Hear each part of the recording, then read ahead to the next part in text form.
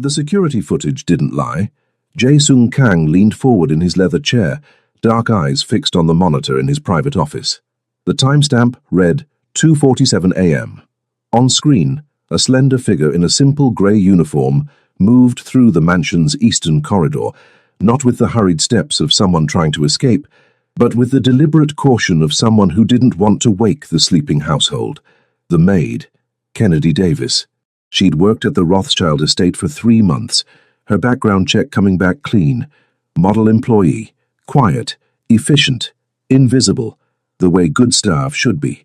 But Jae-sung hadn't survived a decade at the helm of one of New York's most powerful Korean crime families by trusting clean backgrounds and perfect behavior. Everyone had secrets. Everyone had angles. He watched her pause at the service entrance, glancing over her shoulder before slipping into the night. "Follow her," he said into his phone, not taking his eyes off the empty corridor she'd left behind. "I want to know exactly where she goes and what she's doing." What his man reported back 3 hours later changed everything. Kennedy Davis had learned long ago that rich people never noticed the hands that cleaned their toilets, pressed their clothes, or scrubbed the marble floors they walked across in $1,000 shoes. Invisibility was a survival skill she'd perfected over 6 years of domestic work, and it had served her well. Tonight, that invisibility was a necessity. She moved quickly through the pre-dawn darkness of Manhattan's Upper East Side, her worn sneakers silent against the pavement, the luxury gym bag slung over her shoulder, a forgotten cast-off from Mrs. Rothschild's closet purge, held her real uniform, scrubs borrowed from a nurse friend, a stethoscope, and a visitor badge she'd carefully altered.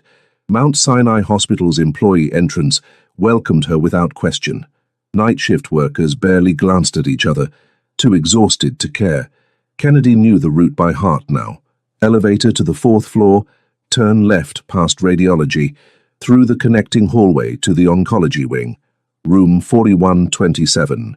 Brandon was asleep when she entered, his young face gaunt against the white pillows. At 19, her baby brother should have been worrying about finals and basketball practice, not stage 3 leukemia, and whether his sister could afford another round of treatment. "Hey, baby boy," she whispered, settling into the chair beside his bed. She wouldn't wake him.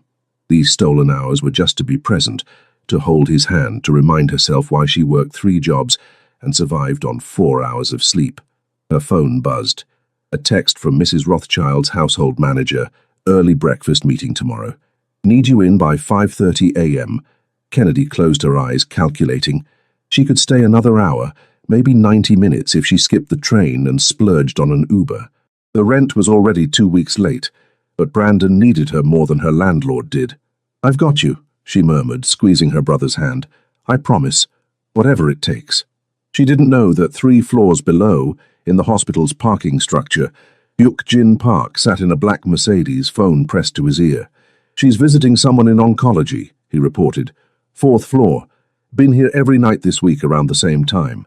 On the other end of the line, Jae-sung Kang processed this information in silence. A maid working at one of his legitimate business holdings, the Rothschild estate, where he'd recently invested as a silent partner, with access to his operations, sneaking out every night to visit a hospital. "Find out who she's visiting," he ordered, "and Hyuk-jin, be discreet. I don't want her spooked yet." The answer came back within an hour. Brandon Davis, 19, leukemia patient. Sister listed as next of kin and sole responsible party. Outstanding medical bills totaling $847,000 and climbing. Insurance claim denied. Hospital threatening to transfer him to a public facility. Jae-sung stared at the report, something uncomfortable shifting in his chest. He'd ordered surveillance expecting to uncover theft, corporate espionage, or a connection to Wesley Volkov's organization. Instead, he'd found a woman sacrificing sleep and sanity to sit beside her dying brother. "Keep watching," he said finally. "I want to know everything." Kennedy made it back to the mansion by 5:15 a.m., slipping through the service entrance just as the kitchen staff began arriving. She changed quickly in the staff bathroom, splashing cold water on her face and pulling her natural coils into a neat bun. The exhaustion was a constant companion now, heavy in her bones, but she'd learned to move through it, to smile politely at Mrs. Rothschild's complaints about water spots on the silver, to scrub floors until they gleamed, to remain invisible and invaluable. Kennedy, when you finish the upstairs bedrooms, Mr. Kang's office needs attention, the household manager announced during the morning briefing. He'll be working from the estate today. Her stomach dropped. Jae-sung Kang, the silent partner, the man who appeared occasionally and made everyone nervous without saying a word. She'd seen him exactly 3 times in 3 months, and each time his dark eyes had swept past her, as if she didn't exist, which was exactly how she preferred it.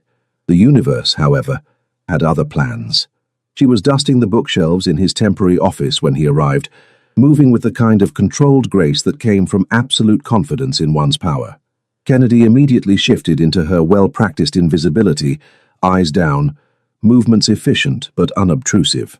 "Leave it," his voice cut through the quiet, accented but clear. She froze, then turned, keeping her gaze respectfully lowered. "Sir?" "The dusting.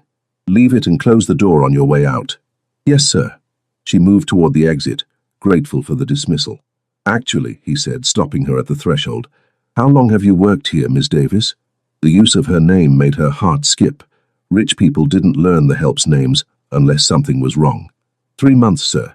"And you enjoy the work?" "I'm grateful for the opportunity, sir." The practiced response came automatically. He was watching her with an intensity that made her skin prickle with awareness. For the first time, she raised her eyes to meet his fully, and found herself caught in a gaze that seemed to see straight through her carefully constructed invisibility. Jae-sung saw the moment she looked at him, really looked at him. Her eyes were stunning, dark and deep, ringed with exhaustion but fierce with determination. In person, she was even more striking than the surveillance footage suggested. Smooth brown skin, graceful neck, proud bearing despite the humble uniform, and terrified. She was absolutely terrified, though she was hiding it well. "You're dismissed," he said, gentler than he'd intended. She fled. Jae-sung turned to the window, pulling out his phone. "Hyuk-jin, I need you to handle something quietly. Mount Sinai Hospital, patient Brandon Davis. I want his medical bills cleared. Anonymous donation. Make it look like a charitable foundation grant." "Boss?" Hyuk-jin's confusion was evident. "Just do it. And Hyuk-jin, I want updates on the sister. Every move." He didn't examine too closely why a maid's dedication to her dying brother had cracked something in the ice he'd built around his heart. He'd spent 15 years in his father's organization, the last 5 as its head, making decisions based on strategy and profit and survival. This wasn't strategic, this wasn't profitable. But watching her walk away, shoulders straight, despite the weight she carried, Jae-sung found himself wanting to do something he hadn't done in a very long time. Something good, simply because he could. The question was why her and why now? Kennedy made it to the staff bathroom before her hands started shaking. She'd felt his eyes on her, assessing, calculating. Men like Jae-sung Kang didn't notice maids unless they wanted something. And in her experience, powerful men wanting something from powerless women never ended well. She couldn't afford to lose this job. The pay was the best she'd found, and the hours allowed her to keep her second job at the diner and still make it to the hospital most nights. If she got fired, Brandon's already precarious situation would become impossible. Her phone buzzed with a text from the hospital billing department. Final notice. Payment arrangements must be made within 72 hours or patient will be transferred. 72 hours. 3 days to find nearly $1 million or watch her brother die in a public hospital where he'd be just another case number, where treatment would be about managing decline rather than fighting for survival. Kennedy looked at her reflection in the bathroom mirror, eyes bloodshot, skin dull from exhaustion, uniform immaculate because she couldn't afford for anyone to see her falling apart. "You've got this," she told herself, the lie familiar as a prayer. Just keep going. Just keep fighting. She had no way of knowing that in his office 3 floors above, Jae-sung Kang was making a call that would change both their lives forever, or that the man watching the mansion from across the street was reporting her every move to Wesley Volkov, who was very interested in finding weaknesses in the Kang organization's armor, and Kennedy Davis, exhausted maid with a dying brother, had just become the perfect pressure point. The hospital called Kennedy during her lunch break the next day. "Miss Davis, this is Paige from Patient Accounts. I'm calling with some unexpected news about your brother's account. Kennedy's throat tightened. She stepped into the mansion's garden, out of earshot. I know I'm behind. I'm working on it. I just need... No, Miss Davis, you misunderstand. The balance has been cleared. All of it. The world tilted. What? We received a substantial donation from the Hope Springs Medical Foundation this morning, specifically designated for your brother's care. The entire outstanding balance has been paid, and we've been authorized to continue his treatment protocol without interruption. Kennedy sat down hard on a stone bench, her legs giving out. That's impossible. That's over $800,000. I have the confirmation right here. The foundation specializes in helping families with catastrophic medical expenses. You must have applied at some point. I didn't. Her voice came out barely above a whisper. I never applied to any foundation. After the call ended, Kennedy sat in the garden for 20 minutes trying to process what had happened. $800,000 didn't just appear from nowhere. Foundations didn't randomly select struggling families without applications, verification, publicity. Someone had done this. But who? And more importantly, why? The only answer that made sense was also the most terrifying. Someone knew about Brandon. Someone with the resources to clear that kind of debt with a phone call had been watching her closely enough to discover her biggest vulnerability. She thought about Jae-sung Kang's penetrating gaze the day before, the way he'd said her name like he knew exactly who she was. No, that was paranoid thinking. Men like him didn't notice women like her, and they certainly didn't throw away millions on random acts of charity, but the fear lingered, cold and certain in her gut. Jae-sung watched Kennedy through his office window as she sat in the garden, her body language screaming shock and confusion. Hyuk-jin had confirmed the donation had gone through, the hospital had called, and the brother's treatment would continue uninterrupted. He told himself it was a strategic move. A woman desperate to save her brother was vulnerable to exploitation. By removing that desperation, he was eliminating a potential weakness in his operation's security. Wesley Volkov had been probing the Rothschild estate's defenses for months, looking for entry points, and Kennedy's financial crisis made her an obvious target for recruitment or blackmail. This was protection, prevention, smart business. The rationalization felt hollow even to him. Boss, Jian's voice came through his phone. We have a problem. Volkov's people have been asking questions about the Rothschild staff, specifically about a maid. Ice slid through Jae-sung's veins. Show me. The photos Jian sent showed two of Volkov's known associates watching the mansion, including shots of them following someone in a grey uniform. Kennedy. When were these taken? Yesterday and today. They haven't made contact yet, but it's clear they're building a profile. Jae-sung's jaw tightened. Volkov's organization specialized in finding pressure points, family members to threaten, debts to exploit, secrets to expose. If they'd discovered Kennedy's situation with her brother, they'd use it, offer to pay the bills in exchange for information, access, loyalty. And when she refused because Jae-sung's instincts told him she would refuse, they'd threaten Brandon directly. The medical bills were paid now, removing that leverage. But Volkov didn't know that yet, which meant Kennedy was still in danger. Increase security around the estate, he ordered. I want eyes on the maid 24/7. If Volkov's people even look at her wrong, I want to know immediately. Are you going to tell her? Jae-sung considered. Telling Kennedy would mean revealing his surveillance, the payment, his involvement. It would destroy the careful distance he maintained between his legitimate business interests and his underground operations, but keeping her ignorant while danger circled closer felt unconscionable. Not yet, he said finally, but keep her safe. Kennedy noticed the car following her on her way to the hospital that night. 6 years of hypervigilance, of watching her back in rough neighborhoods and reading situations for danger, had taught her to trust her instincts. The black sedan had been behind her for 8 blocks, maintaining the same distance turning when she turned. She took a sudden right into a 24-hour bodega, watching through the window as the sedan passed slowly before parking half a block away. Her heart hammered. She pulled out her phone, fingers hovering over 911, but what would she say? A car was driving on the same street as her. She had no proof, no evidence, nothing but the sick certainty that something was very wrong. She waited 10 minutes before exiting through the bodega's back door, cutting through an alley she'd used before when running late. The hospital was only 3 blocks away now. She didn't see the second car. "Miss Davis." The voice came from behind her as she reached the hospital's parking garage. "We'd like to have a word." Kennedy spun to find 2 men blocking her path, expensive suits, cold eyes, the kind of predatory confidence that came from knowing they were untouchable. "I don't know you," she said, proud that her voice stayed steady, "and I need to go." "Your brother's in room 4127, the taller one said. "Stage 3 leukemia, expensive treatment. Strange how that bill got paid so suddenly, isn't it?" Terror flooded her system. "Stay away from my brother. We're not here to hurt anyone, Ms. Davis. We're here to make your life easier. The people we work for are very generous with their friends, and we'd like to be your friends. I don't need friends.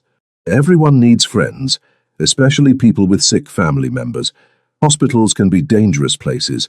So many ways for things to go wrong with treatment, medication mix-ups, infections, accidents." The threat was crystal clear. Kennedy's mind raced, calculating distances, escape routes. The parking garage's security cameras were visible, but would guards respond fast enough? "I don't know what you want," she said carefully, "but I can't help you. You work at the Rothschild estate. You have access to places, information. We just need you to pay attention, remember things, simple. You want me to spy." The words tasted bitter. "We want you to survive, Ms. Davis. You and your brother both. Think about it.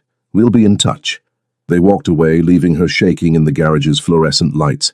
Kennedy made it to Brandon's room running on pure adrenaline, her mind spinning. Someone had paid her brother's bills. Now someone else was threatening him if she didn't betray the estate. Were they connected? Was this all some elaborate trap? She didn't know who to trust, where to turn. Going to the police felt impossible. What proof did she have? And if these men were connected to anything serious, police involvement might make things worse. For the first time since their parents died 5 years ago, leaving her responsible for Brandon, Kennedy felt completely, desperately lost. She was still sitting frozen beside Brandon's bed when her phone buzzed with a text from an unknown number. "You're in danger. Meet me at the corner of Madison and 68th tomorrow, 2 p.m. Come alone. JSK, Jae Sung Kang." So he was involved. He'd paid the bills, and now he wanted something too. Another powerful man with another agenda, ready to use her brother's life as leverage. Except the message hadn't demanded anything. It had warned her. Kennedy stared at the text, exhaustion and fear and confusion warring in her chest. Tomorrow at 2 p.m. she'd get answers. She just hoped those answers wouldn't destroy what little remained of her carefully controlled life. Kennedy arrived at Madison and 68th at 1:55 p.m., scanning the crowded street for threats, escape routes, witnesses. The corner featured a small cafe with outdoor seating, public enough to feel safe, private enough for conversation. Jae Sung Kang sat at a corner table, wearing dark jeans and a black sweater instead of his usual impeccable suits. He looked younger, more human, though no less intimidating. A subtle bulge at his hip suggested he wasn't unarmed. "Ms. Davis." He stood as she approached, pulling out a chair. "Thank you for coming. Did I have a choice?" She remained standing, chin lifted defiantly, despite the fear churning in her stomach. Something flickered in his dark eyes. Respect, maybe, or surprise. "You always have a choice. Please sit. I owe you an explanation." Kennedy sat slowly, keeping the table between them. "You paid my brother's medical bills." "Yes." "Why?" "Because I could." He signaled a server, ordered 2 coffees without asking her preference. When she raised an eyebrow, he added, "You've been drinking terrible breakroom coffee at the mansion for 3 months. You deserve better." The casual observation, proof he'd been paying attention to details most people never noticed, should have frightened her. Instead, it sparked something dangerously close to warmth. "That's not an answer," she said. Jae Sung was quiet for a moment, studying her with that penetrating gaze. "I had you followed. After I saw you leaving the estate at unusual hours, I needed to know if you posed a security risk. When I learned about your brother, about what you were doing every night," he paused. "It impressed me. Your dedication, your sacrifice. So this was guilt? Pity? No." His voice carried absolute certainty. "This was respect. And strategy. I know who approached you last night in the parking garage. Kennedy's breath caught. You were watching. My people were watching. Those men work for Wesley Volkov, a very dangerous individual who wants to hurt me and everyone connected to my business interests. The Rothschild estate is one of those interests. I'm just a maid. You're a vulnerability. Your brother's illness made you a perfect target for exploitation. By removing their leverage, I protected both you and my operation. The coffee arrived. Kennedy wrapped her hands around the warm cup, processing. So you didn't do it to be kind. You did it to protect yourself. Does the motivation matter if the outcome is the same? Your brother gets treatment. You're free from that crushing debt. And in return you expect what? Loyalty, gratitude? Jae-sung leaned forward slightly. I expect you to understand that you're in danger, Ms. Davis. Volkov won't stop just because his first approach failed. He'll escalate. He'll threaten Brandon directly. He'll make your life a nightmare until you give him what he wants. Which is access to me. Information about my movements, my associates, my business dealings. You're not important to him. You're a tool to get to me. And he doesn't care if that tool breaks in the process. The blunt assessment stung, even though she'd already guessed as much. So what am I supposed to do? Quit? Run? Neither. Running would make you look guilty and put Brandon at risk. They'd find you anyway. He pulled out his phone, sliding it across the table to show her a photo of two men she didn't recognize. These are Volkov's primary enforcers. They'll approach you again, probably within the next few days. When they do, you're going to tell me everything they say and everything they ask for. You want me to be a double agent? Disbelief sharpened her voice. I want you to survive, and I want to protect the people who work for me, which includes you. His eyes held hers, dark and intense. I know you have no reason to trust me. I'm asking anyway. Kennedy wanted to throw the coffee in his face and walk away. Wanted to tell him she wasn't a pawn in whatever war he was fighting. Wanted to pretend she had the luxury of moral high ground and righteous indignation. But Brandon was alive because of this man. The crushing weight of impossible debt that had been suffocating her for months was gone because he'd made it disappear with a phone call, and the men who'd threatened her brother in a hospital parking garage were still out there. What exactly would I have to do? She asked quietly. Jae-sung's expression softened fractionally. Relief, perhaps, or approval. When they contact you again, listen to what they want. Agree if you must, but give them nothing of value. I'll provide you with information they can discover that won't actually compromise anything important. Ji-in will coordinate with you. Ji-in, one of my most trusted people, former NYPD detective. She'll be your primary contact. He pulled out a business card with only a phone number. That's her direct line. Call her anytime, day or night. She'll keep you safe. Kennedy took the card, her fingers brushing his for a brief moment. The contact sent an unexpected jolt through her. Awareness, attraction, danger. She pulled back quickly. Why are you doing this? She met his eyes directly. And don't tell me it's just strategy. You could have handled this 100 different ways. You didn't have to pay Brandon's bills. You didn't have to meet me in person. You didn't have to risk exposing yourself to protect a maid you barely know. For a long moment, Jae-sung said nothing. Then, slowly, carefully, he spoke. My father built his organization on fear and brutality. He believed that power came from crushing anyone who stood in his way, including family. When I took over 5 years ago, I promised myself I would lead differently. With strategy, yes, with strength, absolutely, but not with the casual cruelty he employed. He paused, something vulnerable flickering across his features. You spend every spare moment fighting for your brother's life. You work yourself to exhaustion without complaint. You remain kind and dignified despite circumstances that would break most people. That kind of strength, that kind of love, deserves protection, not exploitation. So yes, Ms. Davis, it's strategy, but it's also who I've chosen to be. The raw honesty in his voice hit Kennedy like a physical force. She'd expected calculation, manipulation, the smooth lies powerful men told to get what they wanted. Instead, she saw something genuine in his eyes. Respect, certainly, but also a kind of lonely recognition, as if he saw in her struggle a reflection of his own battles.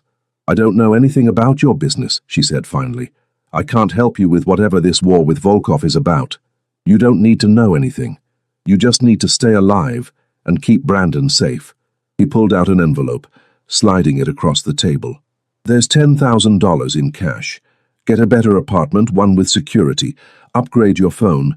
Take cabs instead of the subway at night.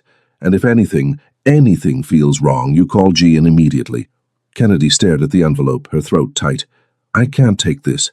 You already took $800,000 for Brandon's treatment. What's 10 more? His tone was gentle, almost teasing. Consider it hazard pay. I didn't ask for any of this. No one ever asks for the hand-life deals them, Miss Davis, but we play it anyway, as best we can. He stood, dropping cash on the table for the coffee. Jae-in will contact you tonight with the security protocols. Follow them exactly, and Kennedy, the use of her first name stopped her breath. You're stronger than you know, he said quietly, but strength doesn't mean you have to fight alone anymore. He walked away before she could respond, disappearing into the Manhattan crowd with the ease of someone who'd spent a lifetime moving through shadows. Kennedy sat at the cafe for another 30 minutes, the envelope heavy in her hands, her mind reeling. 24 hours ago she'd been drowning, alone, certain she was about to lose everything that mattered. Now she had a Korean Mafia boss as an unlikely protector, a pocket full of cash, and a target painted on her back by men who wouldn't hesitate to hurt her brother if it served their purposes. She should have been terrified, and she was. But underneath the fear, something else stirred, something warm and dangerous and utterly foolish. Hope, and maybe, just maybe, the first fragile threads of trust. Ji-in contacted Kennedy that evening, as promised. The meeting location was a Korean restaurant in Koreatown, discreet and warm, where conversations disappeared into the ambient noise of sizzling meat and animated chatter. The woman who approached Kennedy's table was striking, early 30s, sharp eyes, and the kind of controlled power that came from years of law enforcement training. She slid into the booth with fluid grace, her expression professional but not unkind. Kennedy Davis, I'm Ji-in Chen. We're going to keep you alive. No preamble, no small talk. Kennedy appreciated the directness. That's comforting. Ji-in's lips twitched in something that might have been a smile. The boss said you had spine. Good. You're going to need it. She pulled out a sleek smartphone, still in its box.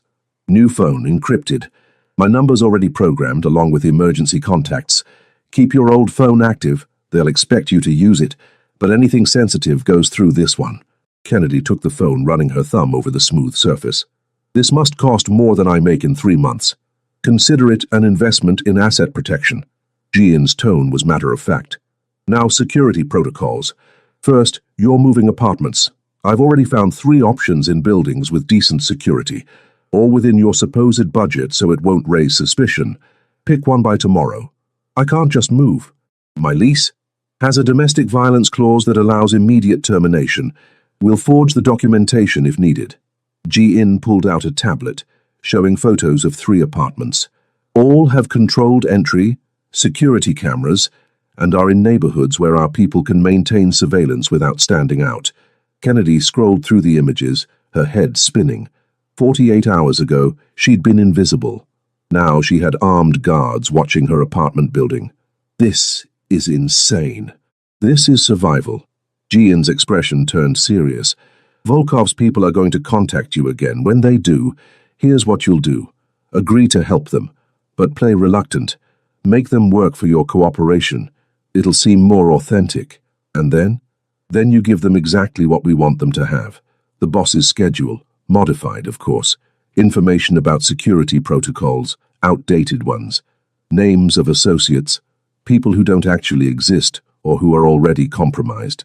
Ji-in slid a folder across the table. Study this. Memorize it. It needs to seem like information you're piecing together gradually, not intelligence you were handed.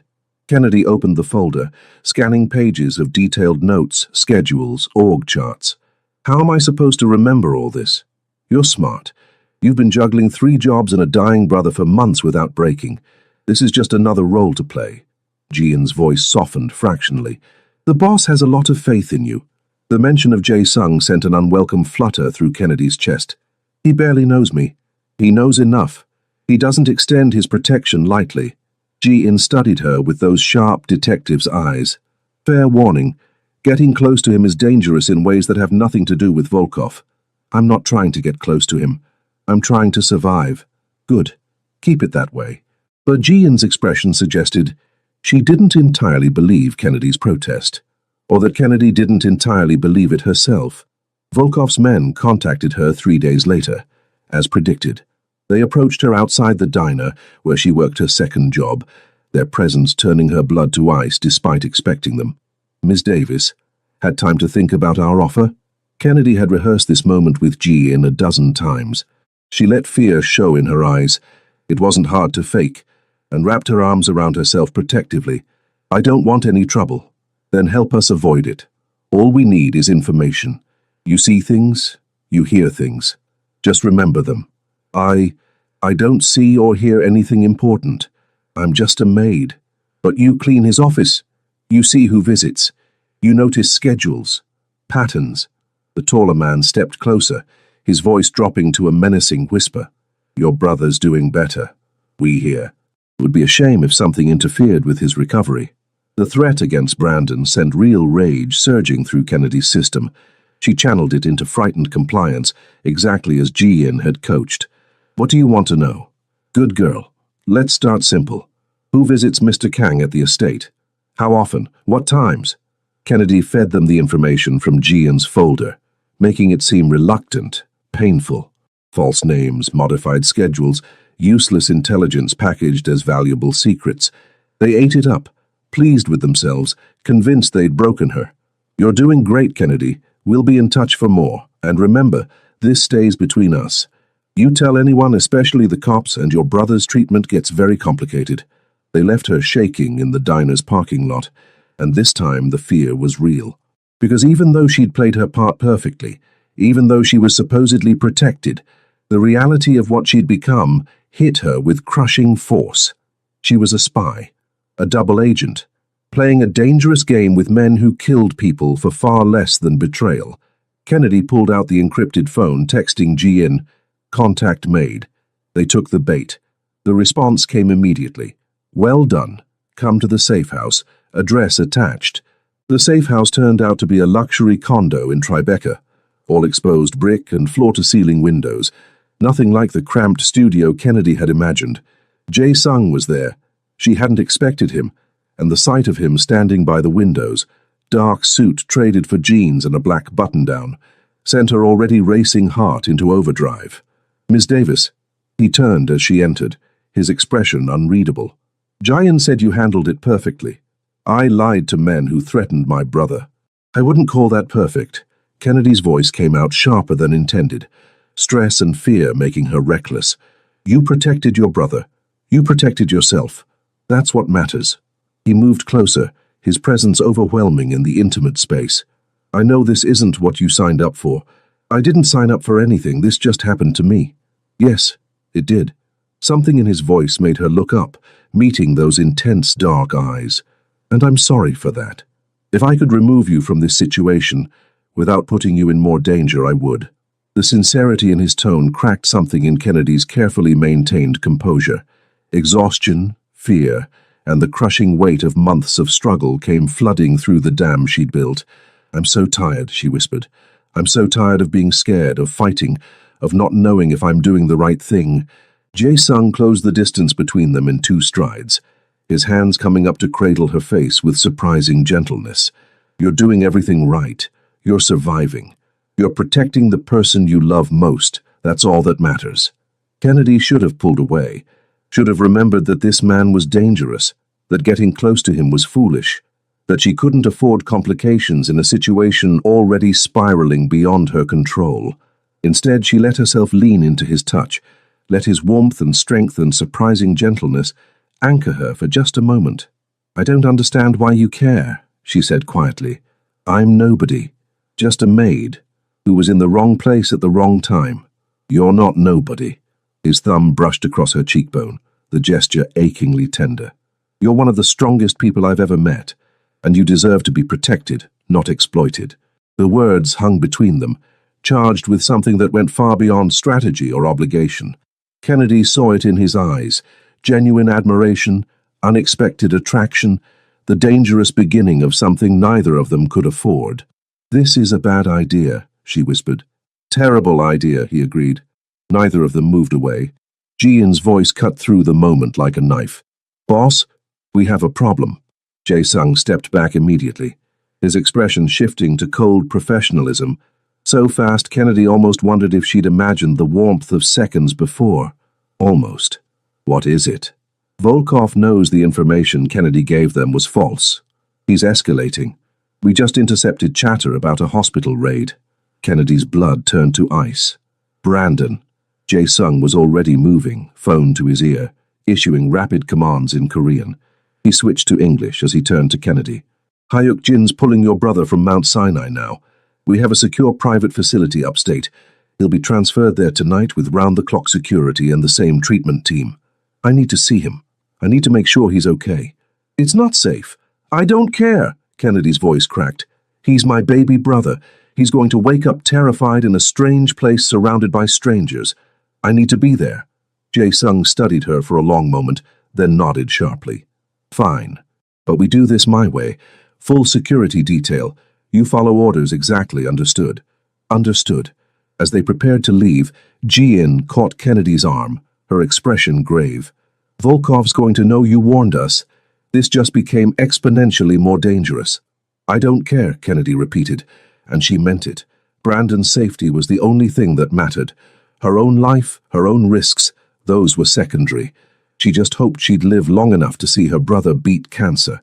The private facility was a renovated estate 2 hours north of the city, hidden behind gates and guards, and enough security to protect a head of state. Brandon was already settled in a spacious room that looked more like a luxury hotel than a hospital when Kennedy arrived, Jae-sung beside her, and armed guards shadowing their every step. Kennedy? Brandon's weak voice cracked when he saw her. What's happening? Where am I? She rushed to his bedside, gathering him carefully into her arms. So you're safe, baby boy. That's all that matters. But the hospital said I was being transferred to a secure facility for VIP treatment. I don't understand. We can't afford this. Kennedy exchanged a glance with Jae-sung, who stood by the door, giving them space but ready to intervene if needed. They discussed this on the drive up. How much to tell Brandon, how to explain the unexplainable. Someone helped us, she said carefully. A really generous foundation covered your bills and arranged for this. It's all legitimate, I promise. Brandon wasn't stupid. At 19, battling cancer while his sister worked herself into the ground to keep him alive, he'd learned to read people and situations. His gaze slid past Kennedy to Jae-sung, assessment sharp despite his weakened state. Who's he? My name is Jae-sung Kang, Jae-sung said, stepping forward with surprising gentleness. Your sister works for one of my business properties. When I learned about your situation, I wanted to help. Nobody helps without wanting something in return. Jae-sung's lips quirked in what might have been respect. You're right, but what I want is your sister's safety and peace of mind. That's easier to achieve when she's not terrified about your treatment. Brandon studied him for a long moment, then turned to Kennedy. Are you in trouble? No, she lied, then reconsidered. Brandon deserved some version of truth. I mean, not the kind you're thinking. Some dangerous people wanted to use you to get to Mr. Kang's business interests. This is just making sure you're protected. So I'm bait. You're my brother, Kennedy said fiercely. And nobody is using you for anything. We're here, you're safe, and you're going to beat this disease. That's what matters. Brandon looked like he wanted to argue, but exhaustion won out. Okay. But Kennedy, promise me if things get too dangerous, you'll run. Don't sacrifice yourself for me. Not happening, she said firmly. We're in this together, just like always. After Brandon fell asleep, Kennedy stood by his window, staring out at the wooded grounds surrounding the facility. Jae-sung joined her, maintaining careful distance despite the awareness crackling between them. He's strong, Jae-sung observed, like his sister. He's scared, like his sister. Kennedy's voice was quiet. How long can we stay hidden here? As long as necessary, but hiding isn't the permanent solution. He turned to face her fully. Volkov needs to be dealt with. Meaning what? Meaning I'm going to end this war. Permanently. The cold finality in his voice should have frightened her. Instead, Kennedy felt something like relief. Is that going to be dangerous for you? Everything I do is dangerous. He moved closer and she could smell his cologne, something expensive and subtle that made her want to lean in, but I'm very good at surviving. I've noticed. She met his eyes, finding courage she didn't know she possessed. Thank you for all of this. I know you say it's strategy, but it feels like more than that. It is more than that. The admission came quietly, almost reluctantly. You've gotten under my skin, Kennedy Davis. You and your fierce love and your relentless dignity. I didn't expect that. I didn't expect you either. Didn't expect someone like you to care about someone like me. Someone like you. He reached out, tucking a loose curl behind her ear. You mean someone brave and loyal and strong enough to face down men twice your size to protect your brother? Someone who works 3 jobs without complaint, who maintains grace under impossible pressure, who refuses to break even when life keeps trying to shatter her. His words painted a picture of herself Kennedy barely recognized. That's not how I see myself. Maybe you should. His hand lingered near her face, close enough to feel the warmth but not quite touching. When this is over, when Volkov's dealt with and you're truly safe, I'd like to take you to dinner, not as your employer or protector, just as a man interested in getting to know a remarkable woman. Kennedy's heart stuttered. That's a terrible idea. We've already established I have terrible ideas where you're concerned. Your world and mine don't mix. You're you, and you're not just anything. His voice turned fierce. And I don't care about worlds mixing. I care about you. The declaration hung between them, weighted with promise and danger and a future that seemed impossible, yet increasingly inevitable. Before Kennedy could respond, Ji-in burst through the door, her expression urgent. Boss, we have movement. Volkov's making his play. He's hit 3 of our operations simultaneously. Jae-sung's demeanor shifted instantly, the tender man replaced by the cold leader. Casualties? Minimal. We were ready. But he's escalating fast. Good. Let him. Jae-sung turned to Kennedy, his expression softening fractionally. Stay here with Brandon, full security detail. No one gets in without my explicit authorization. Where are you going? To end this. He took her hand, pressing something metal into her palm. A pendant, she realized. Delicate Korean characters on a silver chain. This was my mother's. She told me it means protection and fierce love. Seemed fitting. I can't take this. You can. And you will. He closed her fingers around it. Keep it safe, I'll be back for it. The implication was clear, he'd be back for her. Before she could stop herself, Kennedy stood on her toes and pressed a quick kiss to his cheek. Be careful, please. Something blazed in his dark eyes. Surprise, pleasure, determination. For you, I'll be invincible. Then he was gone, Ji-in at his heels, leaving Kennedy alone with the guards and her sleeping brother and a silver pendant warm in her palm. The next 36 hours were the longest of Kennedy's life. She stayed by Brandon's bedside, watching him sleep, holding his hand, trying not to think about Jae-sung walking into danger. News filtered through in fragments. A warehouse fire, arrests made, rival organization members turning themselves in. Ji-in called periodically with updates stripped of detail but heavy with implication. It's almost over, she said on the second day. The boss is finishing it. Is he safe? A pause. Then, gentler than usual, he's the most dangerous man in New York right now. Volkov should be the one worried. When Jae-sung finally appeared in Brandon's doorway, Kennedy nearly collapsed with relief. He looked exhausted, a bruise darkening his jaw and dried blood on his knuckles, but he was alive and whole and looking at her with an intensity that stole her breath. It's done, he said simply. Volkov's organization is dismantled. You're safe. Brandon's safe. And you? I'm fine. He crossed to her in 3 strides, pulling her into his arms like he'd been starving for her touch. I'm more than fine. I'm exactly where I need to be. Kennedy buried her face in his chest, breathing him in, smoke and sweat and that expensive cologne, alive and real and hers in a way that felt miraculous. About that dinner, she whispered against his shirt. She felt his smile against her hair. Yes, I think I'd like that. When Brandon's better. When things are calmer. Kennedy, things are never calm in my world. He pulled back enough to look at her, his expression serious. If you choose this, choose me. It won't be easy. There will always be danger. Always be complications. I've been handling danger and complications my whole life. She met his eyes squarely. The difference is now I won't be handling them alone.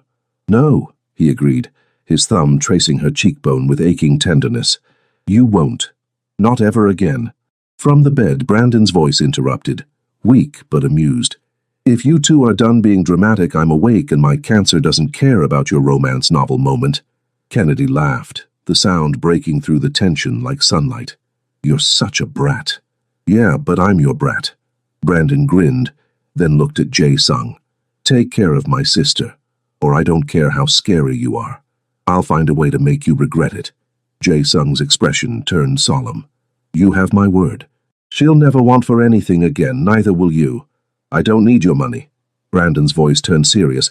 I just need you to make her happy. She's spent 5 years sacrificing everything for me.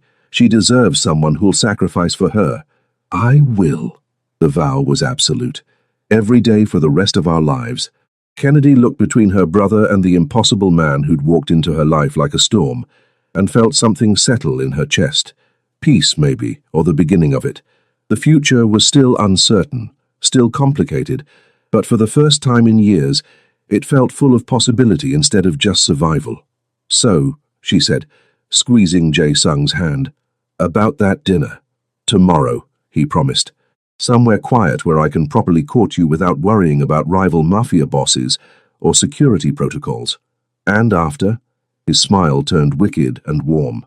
After Kennedy Davis, the rest of our lives, however complicated and dangerous and absolutely perfect they turn out to be. She kissed him then, properly this time sealing the promise between them. Brandon made gagging noises from the bed, but neither of them cared.